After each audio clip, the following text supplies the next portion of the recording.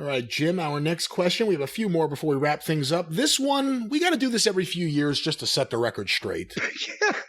But this was sent to CornyDriveThru@gmail.com from DQ Schmeeq in Pronouns Pal, Connecticut. Oh, boy.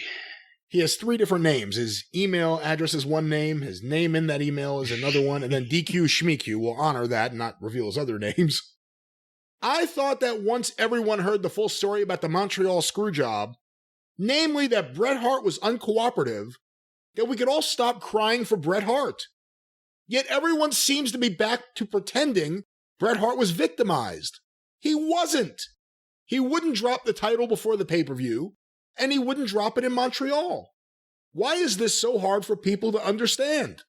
Also, do Canadian wrestlers need to be told that they have to lose sometimes in Canada? That Canadians only have one hometown? Imagine if an American wrestler from San Francisco wouldn't drop a title to a Canadian challenger because the match is in New York City, and that's in the United States. You know, that was brought up in Vince's dining room. But goddamn, does that mean that fucking Shawn Michaels shouldn't have to lose in Iowa? Part of the reason why people still think Bret was victimized is because of the level of animosity toward Vince McMahon and or Shawn Michaels.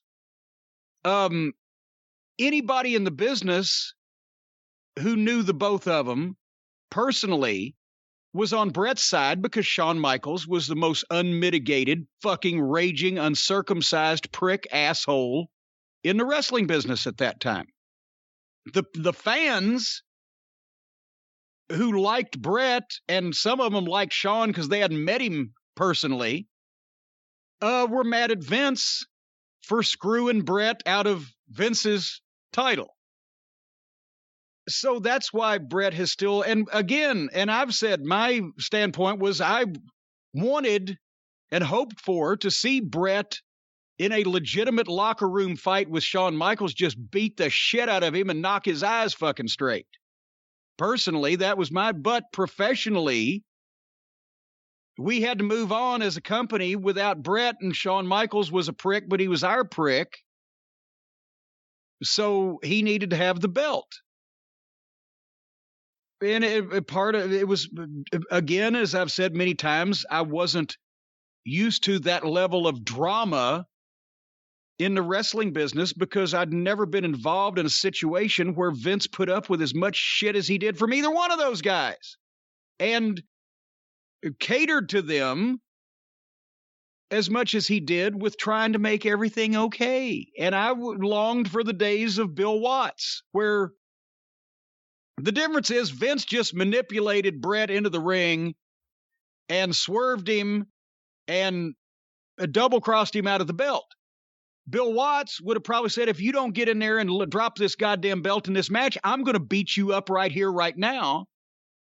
And that would have been the end of it. Either one of two things would have happened. He'd have gotten in the ring and dropped the belt, or Bill Watts would have beat the shit out of him right there, right then.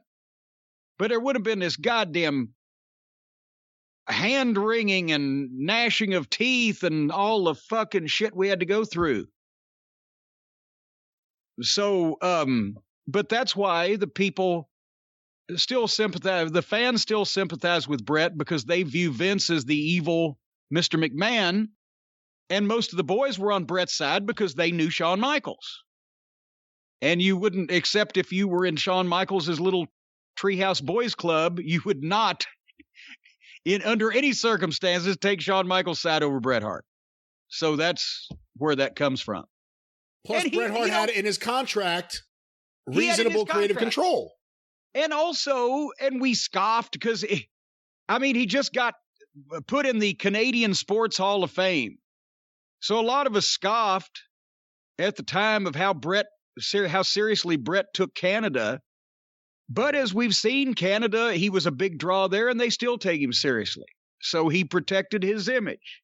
So with hindsight, maybe we were lucky to have a guy that was that over.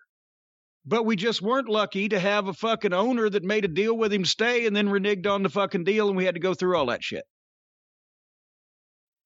And then by the next year, could have paid him anyway if he'd wanted to.